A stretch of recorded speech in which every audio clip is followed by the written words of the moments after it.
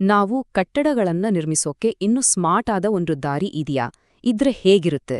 ಬನ್ನಿ, ಇವತ್ತು ಕನ್ಸ್ಟ್ರಕ್ಷನ್ ಕ್ಷೇತ್ರದ ಫ್ಯೂಚರ್ ಅಂತಾನೆ ಹೇಳಲಾಗ್ತಿರೋ ಒಂದು ಸಖತ್ ಟೆಕ್ನಾಲಜಿ ಬಗ್ಗೆ ಮಾತಾಡೋಣ. ಸರಿ, ಹಾಗಾದ್ರೆ ಮೊದಲು ಇವತ್ತಿನ ಕನ್ಸ್ಟ್ರಕ್ಷನ್ ಜಗತ್ತಿನಲ್ಲಿ ಎದುರಾಗುತ್ತಿರುವ ದೊಡ್ಡ ದೊಡ್ಡ ಚಾಲೆಂಜ್ಗಳು ಯಾವುವು? ಅದನ್ನ ಸ್ವಲ್ಪ ಅರ್ಥ ಮಾಡ್ಕೊಳ್ಳೋ ಪ್ರಯತ್ನ ಮಾಡೋಣ.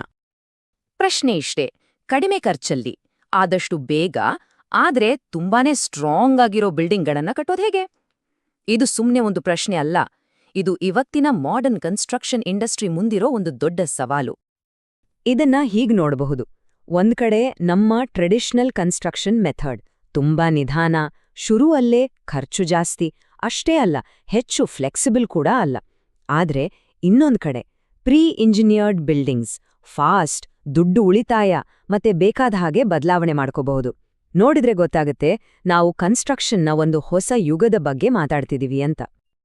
ಹಾಗಾದ್ರೆ ಈ ದೊಡ್ಡ ಸವಾಲಿಗೆ ಪರಿಹಾರ ಏನು? ಅದನ್ನ ಒಂದು ರೀತಿ ಬಿಲ್ಡಿಂಗ್ ಇನ್ ಅ ಬಾಕ್ಸ್ ಅಂತ ಕರೀಬಹುದು. ಅಂದ್ರೆ ಒಂದು ದೊಡ್ಡ ಇಂಡಸ್ಟ್ರಿಯಲ್ ಲೆಗೋ ಸೆಟ್ ಇದ್ದ ಹಾಗೆ ಪ್ರತಿಯೊಂದು ಪಾರ್ಟ್ ಕೂಡ ಮೊದಲೇ ರೆಡಿಯಾಗಿ ಬರುತ್ತೆ, ಸೈಟ್ನಲ್ಲಿ ತಂದು ಜೋಡಿಸ್ತ್ರೆ ಆಯ್ತು. ಇದನ್ನೇ ಟೆಕ್ನಿಕಲ್ ಆಗಿ ಪ್ರೀ ಇಂಜಿನಿಯರ್ಡ್ ಬಿಲ್ಡಿಂಗ್ ಅಥವಾ ಪಿಇಬಿ ಅಂತ ಕರೆಯೋದು. ಇಲ್ಲಿ ಬಿಲ್ಡಿಂಗ್ನ ಪ್ರತಿಯೊಂದು ಭಾಗವನ್ನ ಕೂಡ ಫ್ಯಾಕ್ಟರಿಯಲ್ಲಿ ಪಕ್ಕಾ ಪ್ಲಾನ್ ಪ್ರಕಾರ ತಯಾರಿಸಿ ಆಮೇಲೆ ಕನ್ಸ್ಟ್ರಕ್ಷನ್ ಸೈಟ್ಗೆ ತಂದು ಅಸೆಂಬಲ್ ಮಾಡ್ಲಾಗುತ್ತೆ. ಇದು ನಿಜಕ್ಕೂ ಕನ್ಸ್ಟ್ರಕ್ಷನ್ ಜಗತ್ತಿನಲ್ಲಿ ಒಂದು ಗೇಮ್ ಚೇಂಜರ್. ಓಕೆ, ಈ ಟೆಕ್ನಾಲಜಿ ನಿಜ ಜೀವನದಲ್ಲಿ ಹೇಗೆ ಕೆಲಸ ಮಾಡುತ್ತೆ ಅಂತ ನೋಡೋದು ಬೇಡ್ವಾ? ಬನ್ನಿ, ಈ ಫೀಲ್ಡ್ನಲ್ಲಿ ಎಕ್ಸ್ಪರ್ಟ್ ಆಗಿರೋ ಒಂದು ದೊಡ್ಡ ಕಂಪನಿಯ ಒಳಗಡೆ ಇಣುಕಿ ನೋಡೋಣ. ಇವರೇ ನಿಖಿತಾ ಬಿಲ್ಟೆಕ್. 1994ರಿಂದಲೂ ನಮ್ಮ ಭಾರತದ ಪಿಇಬಿ ಮ್ಯಾನುಫ್ಯಾಕ್ಚರಿಂಗ್ನಲ್ಲಿ ಇವರು ಮುಂಚೂಣಿಯಲ್ಲಿದ್ದಾರೆ. ಇವರ ಜರ್ನಿ, ಈ ಪ್ರೀ ಇಂಜಿನಿಯರಿಂಗ್ ಕಾನ್ಸೆಪ್ಟಿನ ನಿಜವಾದ ಪವರ್ ಏನು ಅನ್ನೋದಕ್ಕೆ ಒಂದು ಬೆಸ್ಟ್ ಕೇಸ್ ಸ್ಟಡಿ.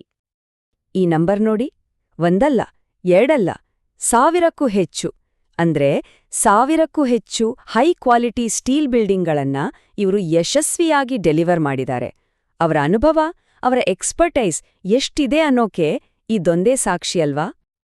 ನಮ್ಮ ಕರ್ನಾಟಕದ ತುಮಕೂರಿನಲ್ಲಿರೋ ಇವರ 5 ಎಕರೆಯ state of the art facility ಇದೆಯಲ್ಲ, ಅಲ್ಲಿ ಪ್ರೈಮರಿ ಸ್ಟೀಲ್ ಬೀಮ್ಸ್ಗಳಿಂದ ಹಿಡಿದು ವಾಲ್ ಕ್ಲಾಡಿಂಗ್ವರೆಗೂ ಪ್ರತಿಯೊಂದನ್ನು ತುಂಬಾನೇ ನಿಖರವಾಗಿ ತಯಾರಿಸಲಾಗುತ್ತೆ. ಅವರ ಯಶಸ್ಸಿನ ಸೀಕ್ರೆಟ್ ಇರೋದೇ ಈ ಮ್ಯಾನುಫ್ಯಾಕ್ಚರಿಂಗ್ ಕೆಪಾಸಿಟಿಯಲ್ಲಿ. ಡಿಸೈನ್ ಮತ್ತು ಇಂಜಿನಿಯರಿಂಗ್, ಅದಾದ್ಮೇಲೆ ಪರ್ಫೆಕ್ಟ್ ಮ್ಯಾನ್ಯುಫ್ಯಾಕ್ಚರಿಂಗ್, ಆಮೇಲೆ ತುಂಬಾನೇ ಸ್ಟ್ರಿಕ್ಟ್ ಆದ ಕ್ವಾಲಿಟಿ ಕಂಟ್ರೋಲ್, ಕೊನೆಗೆ ಸೈಟ್ನಲ್ಲಿ ಇನ್ಸ್ಟಾಲೇಷನ್. ಅಂದ್ರೆ ಒಂದು ಪ್ರಾಜೆಕ್ಟ್ನ ಎ ಟು ಝೆಡ್ ಎಲ್ಲವನ್ನೂ ಇವರೇ ಕಂಟ್ರೋಲ್ ಮಾಡ್ತಾರೆ. ಇದೊಂದು ಕಂಪ್ಲೀಟ್ ಒನ್ ಸ್ಟಾಪ್ ಸೊಲ್ಯೂಷನ್. ಸರಿ, ಇದೆಲ್ಲ ಚೆನ್ನಾಗಿದೆ, ಆದ್ರೆ ಈ ಮೆಥಡ್ನಿಂದ ಸಿಗೋ ಅಸ್ಲಿ ಅಡ್ವಾಂಟೇಜ್ಗಳೇನು? ಇದು ಹೇಗೆ ಟ್ರೆಡಿಷನಲ್ ಬಿಲ್ಡಿಂಗ್ಗಳಿಗಿಂತ ಬೆಟರ್ ಅಂತ ನೋಡೋಣ ಬನ್ನಿ. ನೋಡಿ, ಫಟಾಫಟ್ ಅಂತ ನಿರ್ಮಾಣ ಆಗುತ್ತೆ, ಶುರುವಿನ ಖರ್ಚು ಕಡಿಮೆ, ಮೇಂಟೆನೆನ್ಸ್ ಕೂಡ ತೀರಾ ಕಡಿಮೆ, ಜೊತೆಗೆ ಕಂಬಗಳಿಲ್ಲದ ದೊಡ್ಡ ದೊಡ್ಡ ಹಾಲ್ಗಳು ಸಿಗುತ್ತೆ, ಮತ್ತೆ ಭೂಕಂಪವನ್ನ ತಡೆಯೋ ಶಕ್ತಿ ಕೂಡ ಇದೆ. ಅಷ್ಟೇ ಅಲ್ಲ, ಮುಂದೆ ಬೇಕಾದ್ರೆ ಸುಲಭವಾಗಿ ಎಕ್ಸ್ಪ್ಯಾಂಡ್ ಮಾಡ್ಬೋದು, ಮತ್ತೆ ನೋಡೋಕ್ಕೂ ತುಂಬಾನೇ ಅಟ್ರಾಕ್ಟಿವ್ ಆಗಿ ಕಾಣುತ್ತೆ. ಇಷ್ಟೆಲ್ಲ ಬೆನಿಫಿಟ್ಸ್ ಇರೋದ್ರಿಂದಲೇ ಈ ಟೆಕ್ನಾಲಜಿ ಇಷ್ಟು ಪಾಪ್ಯುಲರ್ ಆಗ್ತಾ ಇರೋದು. ಆ ಲಾರ್ಜ್ ಕ್ಲಿಯರ್ ಸ್ಪ್ಯಾನ್ಸ್ ಅನ್ನೋದು ಇದೆಯಲ್ಲ, ಅದು ಇದರ ಒಂದು ಸೂಪರ್ ಫೀಚರ್. ಅಂದ್ರೆ ಮಧ್ಯದಲ್ಲಿ ಕಣ್ಣಿಗೆ ಅಡ್ಡಿ ಬರೋ ಕಂಬಗಳೇ ಇರೋದಿಲ್ಲ, ಪೂರ್ತಿ ಓಪನ್ ಸ್ಪೇಸ್. ಫ್ಯಾಕ್ಟ್ರಿಗಳಿಗೆ, ವೇರ್ಹೌಸ್ಗಳಿಗೆ ಎಲ್ಲಿ ಜಾಸ್ತಿ ಜಾಗ ಬೇಕೋ ಅಲ್ಲಿಗೆಲ್ಲ ಇದು ಪರ್ಫೆಕ್ಟ್. ಕಟ್ಟೋಕೆ ಟೈಮ್ ಕಡಿಮೆ ತಗೊಳ್ಳುತ್ತೆ, ಮೆಟೀರಿಯಲ್ ವೇಸ್ಟೇಜ್ ಕೂಡ ಕಡಿಮೆ. ಇದರ ನೇರ ಪರಿಣಾಮ ಶುರುವಿನಲ್ಲಿ ಹಾಕೋ ಬಂಡವಾಳ ಗಣನೀಯವಾಗಿ ಕಡಿಮೆ ಆಗುತ್ತೆ. ಅಂದ್ರೆ ಫ್ಯಾಕ್ಟರಿಯಲ್ಲಿನ ಎಫಿಷಿಯನ್ಸಿ ಕ್ಲೈಂಟ್ಗೆ ನೇರವಾಗಿ ದುಡ್ಡು ಉಳಿಸುತ್ತೆ. ಸೇಫ್ಟಿ ವಿಚಾರದಲ್ಲೂ ಇವು ಹಿಂದೆ ಬಿದ್ದಿಲ್ಲ. ಈ ಬಿಲ್ಡಿಂಗ್ಗಳನ್ನ ಭೂಕಂಪದಂತಹ ಪರಿಸ್ಥಿತಿಗಳನ್ನ ತಡೆಕೊಳ್ಳುವ ಹಾಗೆ ಡಿಸೈನ್ ಮಾಡಿರ್ತಾರೆ. ಅಷ್ಟೇ ಅಲ್ಲ, ಮುಂದೆ ಬಿಸ್ನೆಸ್ ಬೆಳೆದಂತೆ ಇದೇ ಬಿಲ್ಡಿಂಗ್ನ ಸುಲಭವಾಗಿ ವಿಸ್ತರಿಸಬಹುದು. ಅಂದ್ರೆ ಸೇಫ್ಟಿ ಮತ್ತು ಫ್ಯೂಚರ್ ಗ್ರೋತ್ ಎರಡಕ್ಕೂ ಇಲ್ಲಿ ಜಾಗವಿದೆ. ಈ ಅದ್ಭುತ ಟೆಕ್ನಾಲಜಿ ಯಾವುದೋ ಒಂದು ಇಂಡಸ್ಟ್ರಿಗೆ ಮಾತ್ರ ಸೀಮಿತವಾಗಿಲ್ಲ. ಇದರ ಪ್ರಭಾವ ಎಲ್ಲ ಕಡೆ ಹರಡಿದೆ. ಇದು ನಾಳಿನ ಜಗತ್ತನ್ನೇ ಕಟ್ಟುತ್ತಿದೆ ಅಂತ ಹೇಳಿದ್ರೆ ತಪ್ಪಾಗಲ್ಲ. ಆಟೋಮೊಬೈಲ್ ಫ್ಯಾಕ್ಟರಿಗಳಿಂದ ಹಿಡಿದು ದೊಡ್ಡ ದೊಡ್ಡ ವೇರ್ಹೌಸ್ಗಳವರೆಗೆ, ಫಾರ್ಮಾ ಲ್ಯಾಬ್ಗಳಿಂದ ಹಿಡಿದು ಕಮ್ಯುನಿಟಿ ಹಾಲ್ಗಳವರೆಗೆ ಎಲ್ಲಿ ನೋಡಿದ್ರೂ ಪಿಬಿಗಳನ್ನ ಬಳಸಲಾಗ್ತಿದೆ. ಪ್ರತಿಯೊಂದು ಸೆಕ್ಟರ್ಗೂ ಇದು ತನ್ನದೇ ಆದ ರೀತಿಯಲ್ಲಿ ಉಪಯೋಗಕ್ಕೆ ಬರುತ್ತೆ.